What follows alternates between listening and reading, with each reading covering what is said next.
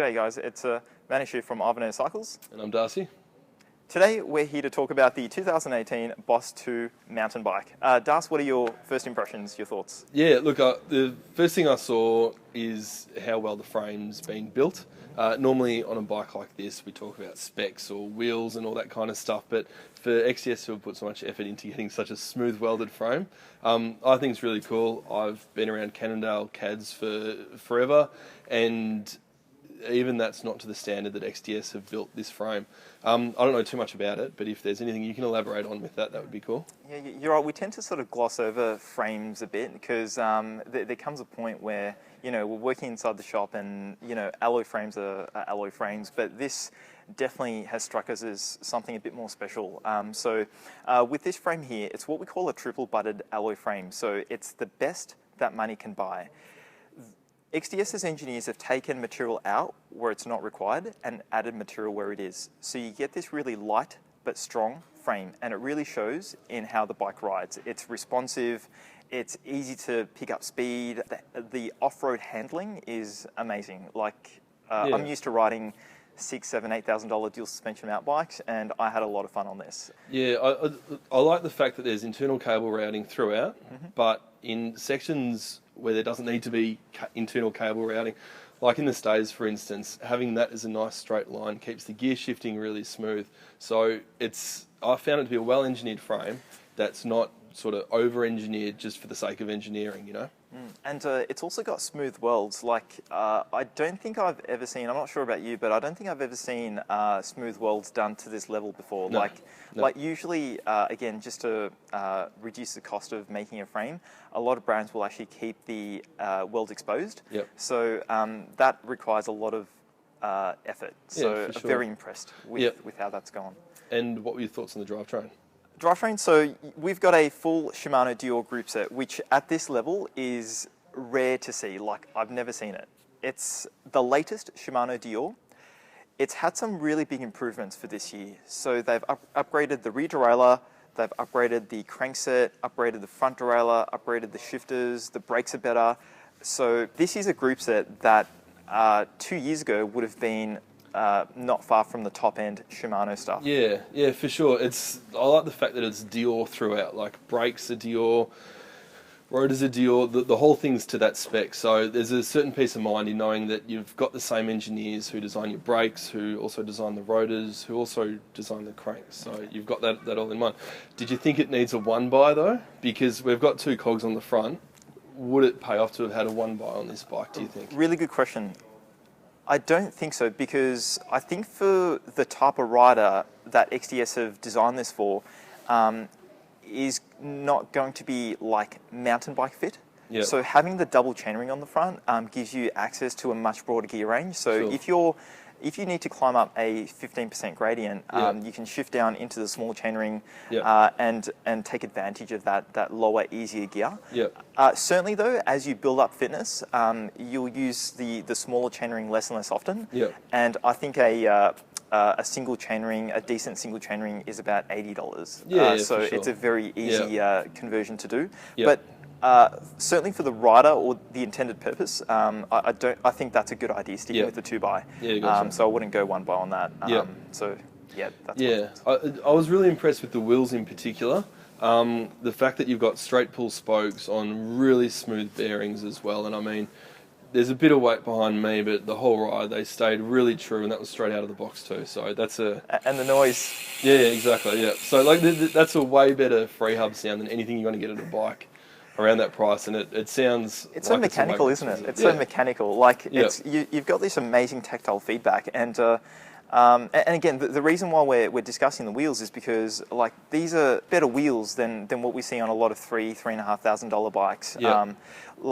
As I mentioned, I'm used to riding very expensive bikes, but this just blew me away by how good the wheels are. You know what though? So that being the case, that's cool. It's an awesome wheel set. We can agree on that. Why is it Schrader valve, and why doesn't it come tubeless ready?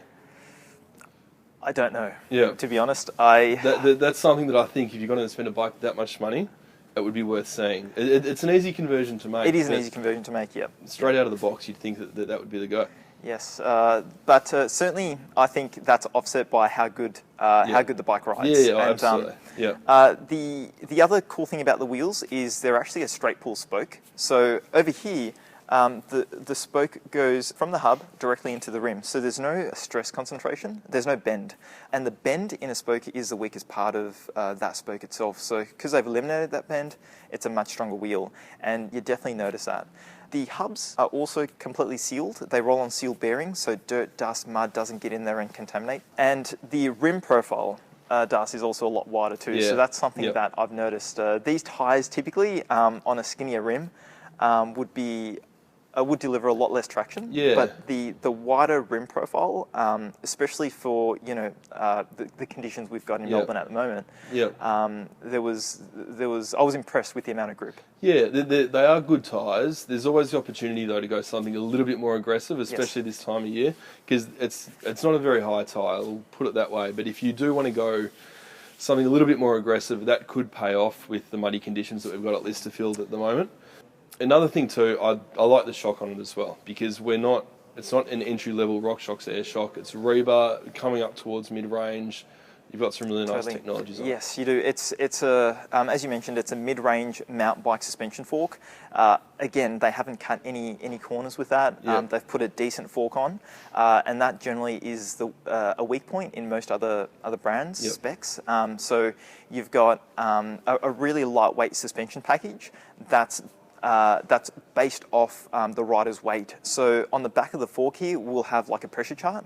So you can actually see what pressure you need to put in for what weight you're at. So they make it really easy to adjust the pressure.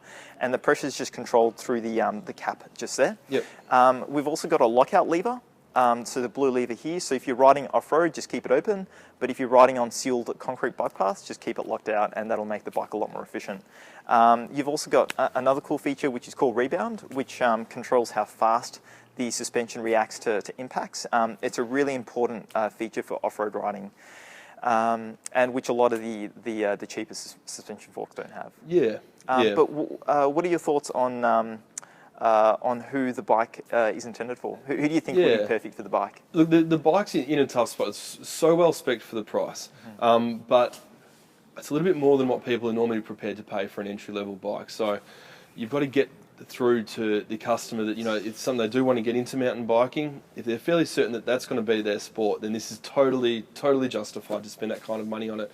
Because a lot of the time we sell the $900 bike, they know they want to get into it, some components break, as they do on $900 bikes, and then they need to buy a bike that's spec'd like this.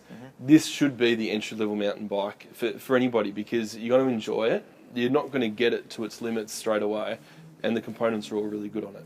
And it will allow you to grow as a rider. So it will allow you to push your limits safely, because you've got a super capable suspension fork. You've got brakes that'll not fade and pull you up. You've got gears that'll work every single time. Actually, on my test rides that I did at Listy, the gear changes were superb. They were. I met you at One Tree Hill at the top of Mount Dandenong after you've gone up Bellevue Terrace or something stupid like that, and you commented to me how well it performs for Dior. Which is an awesome thing. You don't get that kind of a performance a few years back. So no, definitely not. It's unreal. Oh, sorry. The other thing that we didn't mention was if you do decide to put like a baby seat on or pannier racks, then the frame's also got bolts. The brake mounts, so it's very easy to do. And room for two 750ml bottles in the frame as well. So totally versatile, even as a commuter or a bike pack touring rig or whatever you want to use it for. Absolutely.